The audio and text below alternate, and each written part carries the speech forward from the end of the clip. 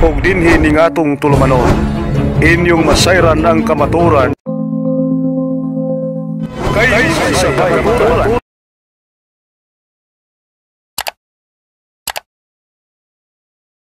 Okay, so nan, anda karon sa asa nga ko agreement ba? Ha? Oh, nya. Nyata itong amigo dere nga parente po ni paring GC nga gikan po ni sa healing ministry ni Father Darwin Katgano. Nya to aning nasi kasinatian mga higala ya to ang interviewon sa mga kaniyot o kung sa may hang ikasulti karon. Kiso tingali mo bro? Dodong di Latore. Dodong parang tingin mo Latore gyud. Oh, dito Latore to Jesus no. Di Latore, abi Esteliore. Maglibog ko aning Latore ug Esteliore. So usa toy gingon ni ba nga nakadto ka sa Valencia sa healing ministry? Nagadto ko dito sa office. Sa office ya. Mga usa toy usa buwan na brand. Ano tong buwan na ya? Pagkato na to. Pebrero. Sa karong Pebrero no? 24. Pebrero 24. So usa may mga gibati nga niadto man kadto sa ministry. Buwan. Ito lagi nga na buwan ko kanang nagka Gallstone, nay pandis doktor? Oh, nakultusan mo ko ato na. Yeah. Nay ang resulta na gallstone na koy basbas sa kidney. Oo. Na mo to dito may pahiling. Oo. Nya. Na mo to nga kuan pagka niya to mo to naglipan na yung mga kuan, durag na yung mga bukog ba. Gikan sa pag-healing ni Padre. Pagkaugma. Paguli na dire. Paguli na mo pagkaugma. Kada yon? Sa semana gito. Ako durag na yung bukog ni mga bukog ba mga sangit inig limpang na. Pero nagtanaw na sa bukog wa mampuy. Mampuy mga bukog. Oh, pero wa ka makakaon na tong mga isda nga bukogon. Wa man Ako ang yun, no? Na something, ko ang yun.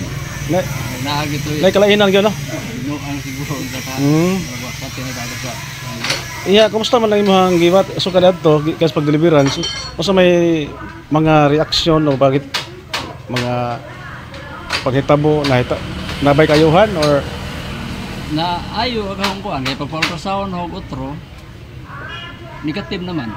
oh, praise the Lord, no? So Negative na wala gallstone, wala atong pasbasa kini, wala po. So, what po kay kuan? Pero na kay mga gipangti katambal ato nga kuan. O diha atong panahon na. Pero Pag kuan na pag pabasa na sa resulta sa ultrasound pag sa doktor. Pero tinipaya sa doktor. Kanang na negative na ang resulta sa ultrasound na mo to na yung doktor. Salamat sa doktor. Naligo doon sa imong gihatag nga tambal. Anya kaya ang si doktor kanayo man nga di ka are ana salamat na ako. Kani nahitabo nimo milagro ni. Ato ka sa Ginoo magpasalamat. Moto naka-kuan ko sa pagpa-healing na mo dito sa Father Darwin nga murag ito na kuan. So dito gyud nimo na nabati gyud nga naayo gyud ka dito ika sa ministry. Dito gyud. Sa dito po may nakabati po may sa kuan ng katekisim. Daghan po kayo nga nahitabo sa mga buhat nga daghan ka usaban, no? Kabakuhan. So salamat kayo bro, no? Marotoy dito ka sa kasilitian mo, no? Kayuhan gikan sa pagdanggop nimo sa healing ministry ni Father Darwin. Nag-anawin ka dito, no? Kuan confession. Confession. Dayon deliverance. So nindot kayo nga kasilatian mga higala. Daghan na kayo pag nangaayo po dito. Di lamang kay ikaw mo ay nakasinati o kayuhan sa ministry.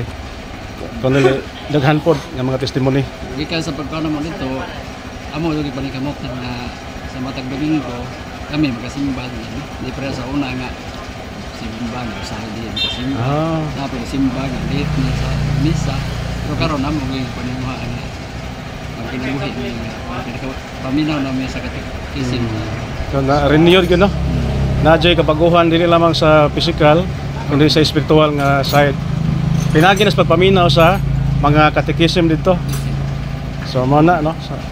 So mo na mga kaigsunan ko ni Kristo nga usa sa pasyente ni Father Darwin sa Valencia nga nakasinati gyud og kaayuhan diri sa lungsod sa Inabanga, Lapakansor, Bugtong Lubi. So salamat kayo, bro. So tingan tinuod mo, bro. Nemesio de la Torre.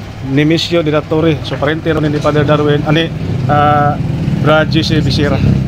So salamat kayo, bro, sa imong nindot kayo nga testimony sa kaayuhan gihatag sa Ginoo pinagi sa ministry ni Father Darwin Gadgan. So salamat kayo, bro.